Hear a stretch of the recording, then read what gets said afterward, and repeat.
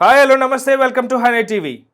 ప్రస్తుతం Pushpa 2 movies release తర్వాత అంచనాలు మించి కూడా సాగుతున్న ఈ తరుణంలో గరికపాటి నరసింహారావు గారు చేసినటువంటి కమెంట్స్ వైరల్గా మారుతున్నాయి. అయితే స్మగ్లింగ్ చేసేవాడు తగ్గేదేలే అని అంటాడా, ఆయన ఏమన్నా హరిశ్చంద్రుడా అంటే శ్రీరాముడు అనాలి లేదా హరిశ్చంద్రుడు అనాలి అంటూ కూడా కొన్ని మాటలు మనకు వినిపిస్తున్నాయి.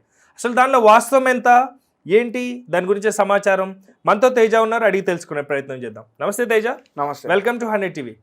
ప్రస్తుతం గరికపాటి గారు చేసిన కమెంట్స్. సో అయితే గరికపాటి గారు సమాజంలో చాలా మంచి పేరున్న వ్యక్తి. ఆయనకున్న అభిమానుల్లో నేను కూడా ఒకరిని. అభిమానులు కాదు, చాలా మంది భక్తులు ఉంటారు ఆయనకి. నిజంగా ఒక రకంగా ఆయన దేవుడితో పాటు చూస్తాను నేను కూడా. రైట్. అయితే గరికపాటి గారు ఎందుకు మరి ఈ రకంగా కామెంట్స్ చేశారనేది ఇప్పుడు నాకైతే అర్థం కావట్లేదు. పుష్ప సినిమా మీద చూసుకుంటే చాలా మంది కూడా ట్రోల్ చేస్తున్నారు.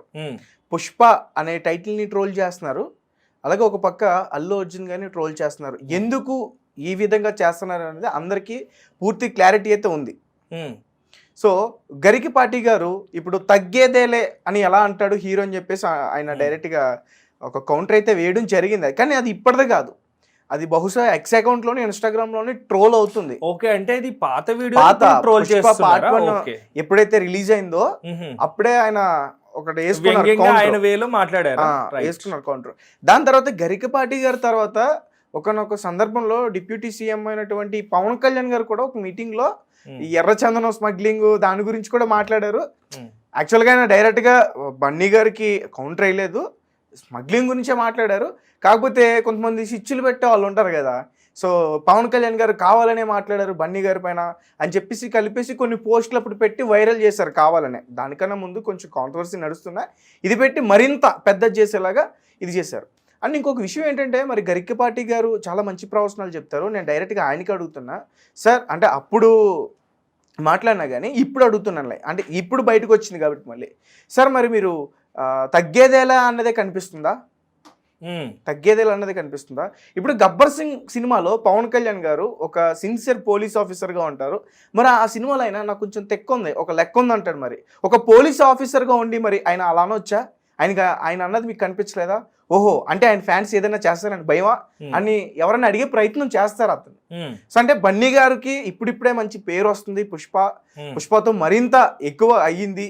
అండ్ పుష్ప గురించి చెప్పాలంటే మధ్యకాలంలో చాలా పుష్పకి ఎదురు దెబ్బలే తగులుతున్నాయి. ముఖ్యంగా బయట సమాజం నుంచి కాదు, వాళ్ళ యూనిట్స్ దగ్గర నుంచే చాలా ఎదురు దెబ్బలు జరుగుతున్నాయి. ఎందుకంటే ఒక డేట్లో ముందు రిలీజ్ చేయాల్సిన ఆగస్టులో రిలీజ్ చేయాల్సిన సినిమా దాటుతూ మళ్ళీ December 5కి వచ్చింది, December 16కి వెళ్ళింది, మళ్ళీ 5కి వచ్చింది. అంటే ఒక క్లారిటీ సరిగ్గా లేకుండా పోయింది. ఒక పక్క సుకుమార్ గారు పూర్తిగా ఎడిటింగ్ దగ్గర కూర్చోవడం, డిఎస్పి గారు మ్యూజిక్ చేయడం, మధ్యలో తమన్ గారు యాడ్ అవ్వడం, బన్నీ గారు మొత్తం పూర్తిగా కృషి చేస్తున్నారు. ప్రమోషన్స్ కూడా స్టార్ట్ అయినాయి. బీహార్లో సూపర్ సక్సెస్ అయింది. బీహార్లో ఆల్రెడీ ఘనంగా చాలా ఎవరు ఎక్స్పెక్ట్ చేయని విధంగా ఒక సౌత్ ఇండియా ఫిల్మ్ స్టార్కి నార్త్లో అంత క్రేజ్ ఉండదు, బట్ ఆ క్రేజ్ని ఫస్ట్ టైం తెచ్చుకున్నాడు అల్లు అర్జున్ గారు. సో అంత క్రేజ్ చూసి అందరూ కూడా షాక్ అయ్యారు. ఒక రకంగా చెప్పాలంటే చాలా మంది ప్రౌడ్గా ఫీల్ అయ్యారు. అండ్ నేషనల్ అవార్డ్, అది సౌత్ నుంచి యాక్టర్, ఒక అన్స్టాపబుల్ షోలో కూడా ఆయన చెప్పడం జరిగింది. చాలా చాలా బాగా చెప్పారు, నేను డెడికేట్ చేస్తున్నాను నాకు వచ్చిన ఈ నేషనల్ అవార్డ్ని బాలకృష్ణ గారి షోలో. ఇప్పటి వరకు కూడా నేను చూసుకుంటే ఎక్కడ కూడా సౌత్లో ఒక్క హీరో కూడా నేషనల్ అవార్డు లేదు. నేను దాన్ని అలా రౌండ్ అప్ చేసి అట్లా కొట్టానని చెప్పేసి చెప్పారు. దాని తర్వాత ప్రతి ఒక్కరికి కూడా దాన్ని డెడికేట్ చేశారు. సో అంటే ఇన్ని వివాదాల మధ్య పుష్ప నడుస్తుందా అంటే నడుస్తుందనే చెప్పాలి.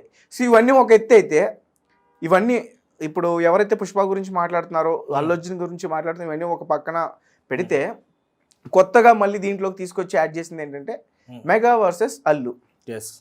సో ఈ ఇష్యూ కాస్త ప్రజెంట్ చాలా హాట్ టాపిక్గా ఉంది. సో దీని గురించి ఎవరో మాట్లాడే ప్రయత్నం చేయరు. యాక్చువల్గా ఫ్యామిలీస్ అన్నీ కూడా బాగానే ఉన్నారు, కూల్గానే ఉన్నారు, వాళ్ళంతా కూడా కలిసిమెలిసి సఖ్యంగానే ఉన్నారు. కానీ మధ్యలో జరుగుతున్న ఈ దుమారాలే ఒకంత చూసి వాళ్ళే బాధపడతారేమో. ఎందుకంటే అలాంటివి ఒక్కొక్క లెటర్స్ క్రియేట్ చేస్తున్నారో, లేకపోతే కావాలని ఎవరైనా ట్రోలర్స్ డామినేట్ చేయడానికి, లేకపోతే డిగ్రేడ్ చేయడానికి ఎలా చేస్తున్నారు. అది కూడా ఇంత పెద్ద పెద్ద విషయాల్లో చేయటం ఎలా చూడాలి?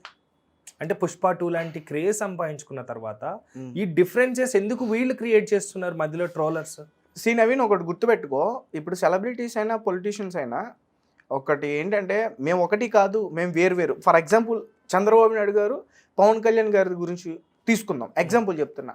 మేము ఒకటి కాదు, జనసేన టీడీపీ ఒకటి కాదు, వేరు అని చెప్పేసి వాళ్ళు ఏదైనా ఒక నోటీస్ రిలీజ్ చేశారనుకో, దాన్ని అఫీషియల్గా ప్రతి ఒక్కరు కూడా స్వీకరిస్తారు, నమ్ముతారు.